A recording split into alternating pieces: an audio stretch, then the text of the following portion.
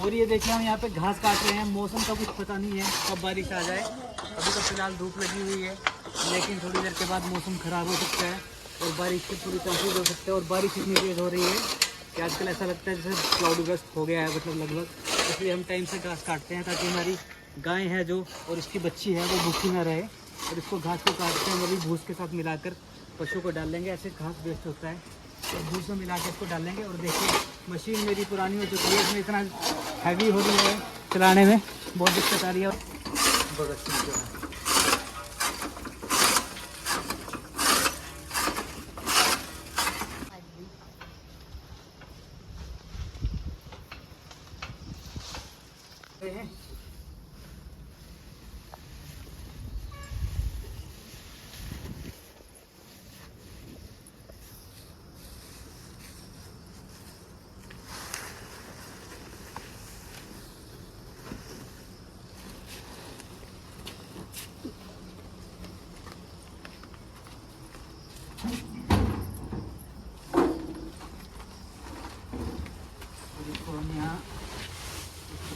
फैला देंगे।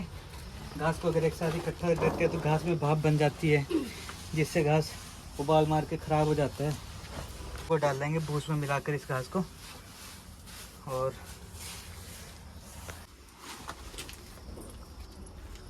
ये पशुओं का मटर पनीर है। Oh my God! तो ये पशुओं का भूसा हरा चारा पशुओं का मटर पनीर होता है। चड़क चड़क करके खाते हैं इसको, देखो कैसे खा रहे हैं। ये हमारी भूरो है और ये हमारी लाडो है, ये इसकी बेटी है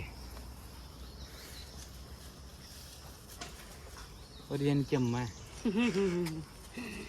बेटी है। ये सहीवाल नस्ल की गाय है और बहुत प्यारी है। इसको खिचड़ी लग रही है इस टाइम, देखो जैसे मैं इसकी खरीद करूँगा अपनी गर्दन ऊपर कर लेगी।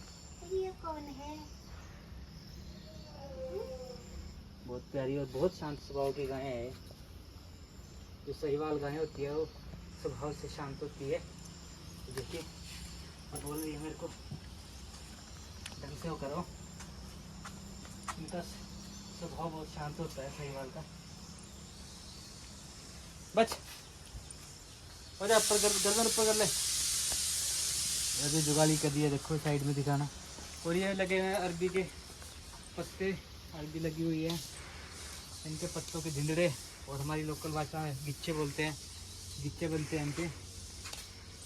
और ये सामने लगी है मक्की, जिनको कुछ समय के बाद सूअर खा लेंगे क्योंकि यहाँ पे सूअर बहुत ज़्यादा है। और ये बताएंगे बापू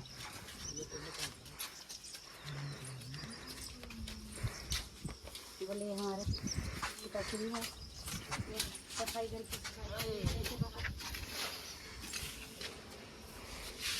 और हम कर रहे हैं घर की सफाई। नहीं बजे भी मच्छर वहाँ तुमने पता नहीं होगा।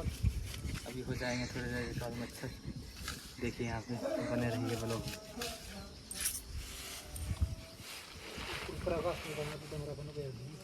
ये भी काट रहा है सारा ठाना सारा एकदम हो जाएगा।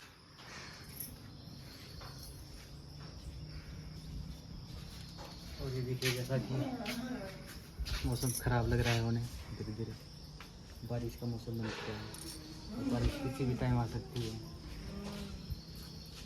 तो अब हम जा रहे हैं चुपचाप सोने के लिए, काम हो चुका है और अपने चुपचाप दफ्तर में ज़्यादा बाहर घूम के फ़ायदा नहीं है। नदी नालों से दूर रहे, खेतों से भी दूर रहे, घर से बाहर ना निकले। किसी भी टाइम बाढ़ आ सकती है, आप रह सकते हैं। चुपचाप कंबल में अंदर रखते हैं। बाढ़ मारो ये बाकी करके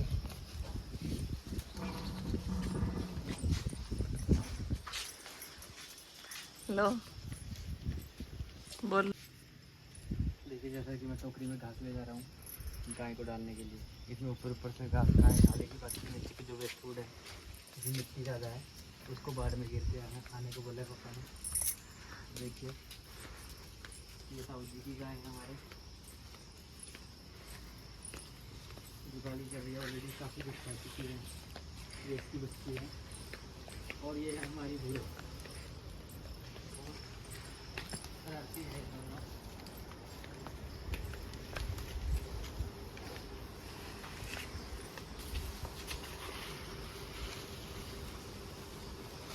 इनके लिए। और ये है चीकू के पौधे का वेस्ट फूड।